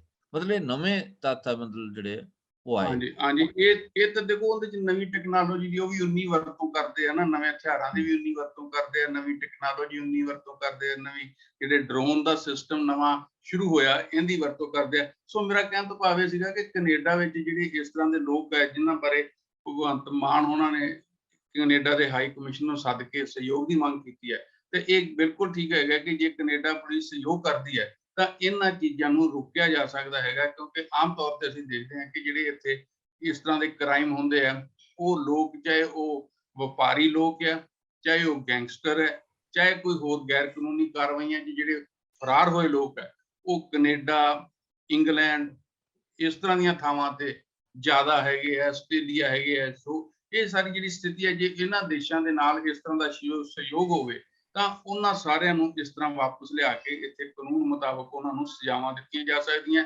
ਤੇ ਇੱਥੇ ਖਾਸ ਕਰਕੇ ਜਿਹੜੀ ਪੰਜਾਬ ਦੀ ਤੁਸੀਂ ਗੱਲ ਕੀਤੀ ਹੈ, ਜੇ ਕੈਨੇਡਾ ਪੁਲਿਸ ਤੇ ਪੰਜਾਬ ਪੁਲਿਸ ਦਾ ਆਪਸੀ ਸਹਿਯੋਗ ਬਣ ਕੇ ਤੇ ਇਹਨਾਂ ਨੂੰ ਪੰਜਾਬ ਪੁਲਿਸ ਦੇ ਹਵਾਲੇ ਕੀਤਾ ਜਾਂਦਾ ਜਾਂ ਪੰਜਾਬ ਸਰਕਾਰ ਦੇ ਹਵਾਲੇ ਕੀਤਾ ਜਾਂਦਾ, ਤਾਂ ਪੰਜਾਬ ਵਿੱਚ ਜਿਹੜੀਆਂ ਆਉਣ ਵਾਲੀਆਂ ਇਸ ਤਰ੍ਹਾਂ ਦੀਆਂ ਹੋਰ ਘਟਨਾਵਾਂ ਦੀਆਂ ਜਿਹੜੀਆਂ ਸੰਭਾਵਨਾਵਾਂ ਲੱਗਦੀਆਂ, ਜਿਸ ਤਰ੍ਹਾਂ ਉਹਨਾਂ ਵੱਲੋਂ ਦਾਅਵੇ ਕੀਤੇ ਜਾ ਰਹੇ ਕਿ ਹੁਣ ਅਸੀਂ ਹੋਰ ਬਦਲਾ ਲਵਾਂਗੇ, ਤਾਂ ਵੱਖ-ਵੱਖ ਗੈਂਗ ਜਿਹੜੇ ਆ ਉਹਨਾਂ ਦੀ ਆਪਸੀ ਜਿਹੜੀ ਦੁਸ਼ਮਣੀ ਆ, ਆਪਸੀ ਜਿਹੜੀ ਉਹਨਾਂ ਦੀ ਬਦਲਾਖੋਰੀ ਹੈ, ਉਹਦੇ ਤੋਂ ਵੀ ਪੰਜਾਬ ਬਚ ਸਕਦਾ ਹੈ। ਤੇ ਲੋਕਾਂ ਨੂੰ ਜਿਹੜਾ ਸੁਰੱਖਿਅਤ ਮਾਹੌਲ ਹੈ ਉਹ ਪੰਜਾਬ ਵਿੱਚ ਜਿਹੜੀ ਹੈ ਆਮ ਆਦਮੀ ਪਾਰਟੀ ਸਰਕਾਰ ਉਹ ਦੇ ਸਕਦੀ ਹੈ। ਪਰ ਜੇ ਇਹ ਸਹਿਯੋਗ ਸਿਰੇ ਚੜ੍ਹਦਾ ਤਾਂ ਇਹਦੇ ਨਾਲ ਇਹਦਾ ਬਹੁਤ ਵੱਡਾ ਜਿਹੜਾ ਯੋਗਦਾਨ ਹੋਏਗਾ। ਇਸ ਤੋਂ ਅੱਗੇ ਜ਼ਿਕਰ ਕਰਾਂਗੇ, ਸੰਖੇਪ ਦੇ ਵਿੱਚ ਅਸੀਂ ਗੱਲ ਕਰਾਂਗੇ ਕਿ ਕੱਲ ਜੁਮੇ ਦੀ ਨਮਾਜ਼ ਸੀ। ਜੁਮੇ ਦੀ ਨਮਾਜ਼ ਤੋਂ ਬਾਅਦ ਵੱਖ-ਵੱਖ ਸ਼ਹਿਰਾਂ ਦੇ ਵਿੱਚ ਪ੍ਰਦਰਸ਼ਨ ਕੀਤੇ ਗਏ। ਉਸ ਪ੍ਰਦਰਸ਼ਨ ਤੋਂ ਬਾਅਦ ਜਿਹੜੀ ਆ ਕੁਝ ਥਾਵਾਂ ਦੇ ਉੱਪਰ ਹਿੰਸਾ ਵੀ ਫੈਲੀ ਤੇ ਉਹਨਾਂ ਦੀ ਮੰਗ ਪ੍ਰਦਰਸ਼ਨਕਾਰੀਆਂ ਦੀ ਇਹੀ ਸੀਗੀ ਕਿ ਬੀਜੇਪੀ ਦੀ ਸਾਬਕਾ ਜਿਹੜੀ ਸਪੋਕਸ ਪਰਸਨ ਹੈ ਨੋਪਰ ਸ਼ਰਮਾ, ਉਹਨੂੰ ਗ੍ਰਿਫਤਾਰ ਕੀਤਾ ਜਾਵੇ। ਤੇ ਹਿੰਸਕ ਰੂਪ ਵੀ ਲੈ ਗਈ ਜਿਹੜੀਆਂ ਕੱਲ ਪ੍ਰਦਰਸ਼ਨ ਜਿਹੜੇ ਹੋਏ ਆ। ਇਹਨਾਂ ਤੋਂ ਜਿਹੜੇ ਮਾਮਲਾ ਇਹ ਹੋਰ ਅੱਗੇ ਵਧਿਆ ਤੇ ਸਰਕਾਰ ਨੂੰ ਮੇਰੇ ਖਿਆਲ ਇਸ ਮਾਮਲੇ ਦੇ ਵਿੱਚ ਕਾਰਵਾਈ ਕਰਨੀ ਪੈਗੀ। ਤੁਸੀਂ ਇਹਦੇ ਬਾਰੇ ਕੀ ਸੋਚਦੇ ਹੋ? ਦੇਖੋ ਗੱਲ ਇਹ ਹੈ ਕਿ ਪਹਿਲਾਂ ਹਿੰਦੁਸਤਾਨ ਦੇ ਅੰਦਰ ਘਟਨਾਵਾਂ ਤਾਂ ਬਹੁਤ ਹੋਈਆਂ, ਜਿਸ ਤਰ੍ਹਾਂ ਚਾਹੇ ਉਹ ਹਜਾਬ ਦਾ ਮਾਮਲਾ ਸੀਗਾ, ਚਾਹੇ ਉਹ ਲਿੰਚਿੰਗ ਦਾ ਮਾਮਲਾ ਸੀਗਾ, ਚਾਹੇ ਉਹ ਆਪਣੇ ਪਹਿਰਾਵੇ ਨਾਲ ਸੰਬੰਧਿਤ ਹੋਰ ਮਾਮਲਾ ਸੀ, ਚਾਹੇ ਹਲਾਲ ਦਾ ਮਾਮਲਾ ਸੀ। ਸੋ ਕਈ ਤਰ੍ਹਾਂ ਦੀਆਂ ਜਿਹੜੀਆਂ ਇਸ ਤਰ੍ਹਾਂ ਦੀਆਂ ਘਟਨਾਵਾਂ ਵਾਪਰਦੀਆਂ ਸੀ, ਪਰ ਇੰਨੇ ਵੱਡੇ ਪੱਧਰ ਤੇ ਇਸ ਤਰ੍ਹਾਂ ਦਾ ਰੋਸ ਪ੍ਰਗਟਾਵਾ ਪਹਿਲੀ ਵਾਰ ਹੋਇਆ। ਉਹਦਾ ਕਾਰਨ ਵੀ ਇਹ ਹੈ ਜਮਸ਼ੀਦ ਤੇ ਜਿਹੜਾ ਪੈਗੰਬਰ ਮੁਹੰਮਦ ਹੈ ਉਸ ਦੇ ਬਾਰੇ ਜਿਹੜੀਆਂ ਟਿੱਪਣੀਆਂ ਕੀਤੀਆਂ ਗਈਆਂ, ਤਾਂ ਉਸ ਦਾ ਸਮੁੱਚੇ ਹੀ ਜਿਹੜਾ ਮੁਸਲਿਮ ਜਗਤ ਹੈ ਉਹਦੇ ਵਿੱਚ ਬੜਾ ਰੋਸ ਇਸ ਗੱਲ ਦਾ ਹੋਇਆ ਤੇ ਲਗਭਗ 20 ਤੋਂ ਵੱਧ ਦੇਸ਼ਾਂ ਨੇ ਜਿਹੜੇ ਮੁਸਲਿਮ ਦੇਸ਼ ਹੈ ਉਹਨਾਂ ਨੇ ਭਾਰਤ ਸਰਕਾਰ ਕੋਲੇ ਆਪਣਾ ਜਿਹੜਾ ਰੋਸ ਵੀ ਪ੍ਰਗਟਾਇਆ ਔਰ ਕਈ ਦੇਸ਼ਾਂ ਨੇ ਤਾਂ ਇਹ ਮੰਗ ਕੀਤੀ ਹੈ ਕਿ ਜਨਤਕ ਮਾਫੀ ਮੰਗਣ ਜਿਨ੍ਹਾਂ ਨੇ ਇਸ ਤਰ੍ਹਾਂ ਦਾ ਇੱਕ ਕਾਰਵਾਈ ਕੀਤੀ ਹੈ, ਜਿਹੜੀ ਇਹ ਟਿੱਪਣੀ ਕੀਤੀ ਹੈ। ਭਾਵੇਂ ਕਿ ਹੁਣ ਜਿਹੜੀ ਹੈ ਭਾਰਤੀ ਜਨਤਾ ਪਾਰਟੀ ਨੇ ਆਪਣੇ ਉਹਨਾਂ ਦੋ ਬੁਲਾਰਿਆਂ ਨੂੰ ਪਾਸੇ ਕਰਤਾ, ਪਾਰਟੀ ਚੋਂ ਕੱਢ ਦਿੱਤਾ, ਇੱਕ ਨੂੰ ਮੁਅੱਤਲ ਕਰ ਦਿੱਤਾ ਤੇ ਉਹਨਾਂ ਸਾਰਿਆਂ ਦੇ ਖਿਲਾਫ ਜਿਹੜੇ ਲਗਭਗ 32 ਲੋਕਾਂ ਦੇ ਖਿਲਾਫ ਜਿਹੜੀ ਹੈ FIR ਹੈ ਦਰਜ ਹੋਈ ਹੈ। ਇਹਨਾਂ ਦੇ ਨੂਪਰ ਸ਼ਰਮਾ ਔਰ ਨਵੀਨ ਦੇ ਖਿਲਾਫ ਵੀ FIR ਦਰਜ ਹੈ। ਇਸ ਤਰ੍ਹਾਂ ਸਾਬਾ ਨਕਵੀ, ਓਵੈਸੀ, ਇਸ ਤਰ੍ਹਾਂ ਹੋਰ ਬਹੁਤ ਸਾਰੇ ਆ। ਪਰ ਉਹਨਾਂ 32 ਚ ਜਿਹੜੀ ਲੋਕ 20 ਲੋਕ ਜਿਹੜੇ ਆ ਮੁਸਲਿਮ ਭਾਈਚਾਰੇ ਨਾਲ ਸੰਬੰਧਿਤ ਆ, ਜਿੰਦੇ ਵਿੱਚ ਕਾਨਪੁਰ ਦੇ ਜਿਹੜੇ ਦੰਗੇ ਹੋਏ ਆ, ਜਦੋਂ ਇਹਨਾਂ ਦੀ ਵਿਵਾਦਤ ਟਿੱਪਣੀਆਂ ਤੋਂ ਬਾਅਦ ਉੱਥੇ ਹਿੰਸਾ ਭੜਕੀ ਹੈ। ਤਾਂ ਹੁਣ ਜਿਹੜੇ ਕੱਲ ਵਾਲੇ ਤੁਸੀਂ ਪ੍ਰਦਰਸ਼ਨਾਂ ਦੀ ਗੱਲ ਕੀਤੀ ਹੈ, ਉਹ ਵੀ ਉਸੇ ਦੇ ਖਿਲਾਫ ਹੀ ਇੱਕ ਰੋਸ ਜਿਹੜਾ ਹੈ ਆਮ ਮੁਸਲਮਾਨਾਂ ਦੇ ਵਿੱਚ ਉਹ ਦਾ ਪ੍ਰਗਟਾਵਾ ਹੋਇਆ, ਕਿਉਂਕਿ ਇਹਨਾਂ ਦੀ ਕੋਈ ਇਸ ਤਰ੍ਹਾਂ ਦੀ ਪਹਿਲਾਂ ਤਾਂ ਕੋਈ ਸੱਦਾ ਨਹੀਂ ਸੀ ਇਸ ਤਰ੍ਹਾਂ ਦਾ ਲੱਗ ਰਿਹਾ। ਇਹ ਤਾਂ ਜੁਮੇ ਦੀ ਨਮਾਜ਼ ਤੋਂ ਬਾਅਦ ਵੱਖ-ਵੱਖ ਥਾਵਾਂ ਤੇ ਲਗਭਗ 12 ਰਾਜਾਂ ਦੇ ਵਿੱਚ ਇਸ ਤਰ੍ਹਾਂ ਦੇ ਪ੍ਰਦਰਸ਼ਨ ਹੋਏ ਆ। ਬਾਕੀ ਥਾਵਾਂ ਤੇ ਤਾਂ ਲਗਭਗ ਸ਼ਾਂਤੀ ਰਹੀ ਹੈ, ਪਰ ਯੂਪੀ ਦੇ ਅੰਦਰ ਜਿਹੜੇ ਪ੍ਰਦਰਸ਼ਨ ਹੋਏ ਆ ਉੱਥੇ ਜਿਹੜੀ ਹੈ ਹਿੰਸਾ ਵੀ ਹੋਈ ਹੈ, ਪਥਰਾਅ ਵੀ ਹੋਇਆ, ਪੁਲਿਸ ਨੇ ਹਵਾਈ ਫਾਇਰਿੰਗ ਵੀ ਕੀਤੀ ਹੈ। ਜੰਮੂ ਕਸ਼ਮੀਰ 'ਚ ਵੀ ਪਥਰਾਅ ਹੋਇਆ। ਹਾਂਜੀ, ਜੰਮੂ ਕਸ਼ਮੀਰ 'ਚ ਵੀ ਪਥਰਾਅ ਹੋਇਆ। ਜੰਮੂ ਕਸ਼ਮੀਰ ਤਾਂ ਉਹਨਾਂ ਨੇ ਭਦਰਵਾਹ ਤੇ ਉੱਥੇ ਕਰਫਿਊ ਵੀ ਲਾਤਾ ਡੋਡਾ ਜ਼ਿਲ੍ਹੇ ਦੇ ਵਿੱਚ। ਝਾਰਖੰਡ ਦੇ ਵਿੱਚ ਵੀ ਇਹੋ ਜਿਹੀ ਹਾਲਤ ਬਣੀ ਹੈ, ਰਾਂਚੀ ਦੇ ਵਿੱਚ ਖਾਸ ਕਰਕੇ। ਹਾਂਜੀ, ਤਾਂ ਉਹ ਜਿਹੜੀ ਜ਼ਿਆਦਾ ਜਿਹੜੀ ਤਣਾਅ ਵਾਲੀ ਸਥਿਤੀ ਬਣੀ ਹੈ ਉਹ ਯੂਪੀ ਦੇ ਅੰਦਰ ਬਣੀ ਹੈ, ਕਿਉਂਕਿ ਯੂਪੀ ਤੋਂ ਸ਼ੁਰੂ ਤੋਂ ਹੀ ਇਸ ਤਰ੍ਹਾਂ ਦੀ ਸਥਿਤੀ ਹੈਗੀ ਹੈ ਕਿ ਇਸ ਤਰ੍ਹਾਂ ਦਾ ਟਕਰਾਅ ਉੱਥੇ ਪਹਿਲਾਂ ਵੀ ਇਸ ਤਰ੍ਹਾਂ ਦੀਆਂ ਘਟਨਾਵਾਂ ਵਾਪਰ ਜਾਂਦੀਆਂ ਤੇ ਉੱਥੇ ਯੂਪੀ ਦੇ ਵਿੱਚ ਤਾਂ ਇੱਕ ਮੌਤ ਵੀ ਹੋਈ ਹੈ। ਸੋ ਇਸ ਕਰਕੇ ਹੁਣ ਸਰਕਾਰ ਦੀ ਜ਼ਿਆਦਾ ਜ਼ਿੰਮੇਵਾਰੀ ਬਣਦੀ ਹੈ ਕਿ ਇੱਕ ਪਾਸੇ ਤਾਂ ਕੌਮਾਂਤਰੀ ਦਬਾਅ ਹੈ, ਦੂਸਰੇ ਪਾਸੇ ਦੇਸ਼ ਦੇ ਅੰਦਰ ਵੀ ਇਸ ਤਰ੍ਹਾਂ ਦੇ ਹੁਣ ਰੋਸ ਮੁਜ਼ਾਹਰੇ ਜਿਹੜੇ ਸ਼ੁਰੂ ਹੋਏ ਆ, ਤਾਂ ਜੋ ਇਹ ਜਿਹੜੀ ਸਥਿਤੀ ਹੈ ਨਾ ਵਿਗੜੇ, ਹਿੰਸਾ ਨਾ ਹੋਵੇ, ਜਿਹੜੀ ਫਿਰਕੂ ਜਿਸ ਤਰ੍ਹਾਂ ਦਾ ਤਣਾਅ ਵੱਧ ਰਿਹਾ ਉਹ ਨਾ ਵਧੇ। ਤਾਂ ਸਰਕਾਰ ਨੂੰ ਜ਼ਰੂਰ ਇਹਦੇ ਤੇ ਕਦਮ ਚੁੱਕ ਕੇ ਤਾਂ ਇਸ ਮਾਮਲੇ ਨੂੰ ਸੁਲਝਾਉਣਾ ਚਾਹੀਦਾ, ਤਾਂ ਜੋ ਦੇਸ਼ ਦੇ ਅੰਦਰ ਸਦਭਾਵਨਾ ਵਾਲਾ ਜਿਹੜਾ ਮਾਹੌਲ ਹੈ, ਭਾਈਚਾਰੇ ਵਾਲਾ ਮਾਹੌਲ ਹੈ, ਉਹ ਬਣਿਆ ਰਹੇ। ਭਾਵੇਂ ਕਿ ਚੋਣਾਂ ਨੂੰ ਸਾਹਮਣੇ ਰੱਖ ਕੇ ਕਈ ਤਰ੍ਹਾਂ ਦੀਆਂ ਜਿਹੜੀਆਂ ਖੇਡਾਂ ਖੇਡੀਆਂ ਜਾਂਦੀਆਂ, ਪਰ ਇਸ ਵੇਲੇ ਜਿਹੜੀ ਲੋੜ ਹੈਗੀ ਹੈ, ਜਿਸ ਤਰ੍ਹਾਂ ਦਾ ਕੌਮਾਂਤਰੀ ਪੱਧਰ ਤੇ ਵੀ ਦੇਸ਼ ਦੇ ਵਕਾਰ ਨੂੰ ਸੱਟ ਵੱਜੀ ਹੈ ਔਰ ਦੇਸ਼ ਦੇ ਅੰਦਰ ਵੀ, ਔਰ ਇਹ ਜੋ ਕੁਝ ਹੋ ਰਿਹਾ ਇਸ ਨੂੰ ਜਿਹੜਾ ਬੜੇ ਜਿਹੜੇ ਸੁਲਝੇ ਹੋਏ ਢੰਗ ਨਾਲ ਸੁਲਝਾਉਣ ਦੀ ਲੋੜ ਹੈ, ਤਾਂ ਜੋ ਇਸ ਜਿਹੜੀ ਗੱਲ ਹੈ ਉਹ ਅੱਗੇ ਨਾ ਵਧੇ, ਹਿੰਸਾ ਨਾ ਹੋਵੇ, ਟਕਰਾਅ ਨਾ ਹੋਵੇ। ਧੰਨਵਾਦ ਜੀ।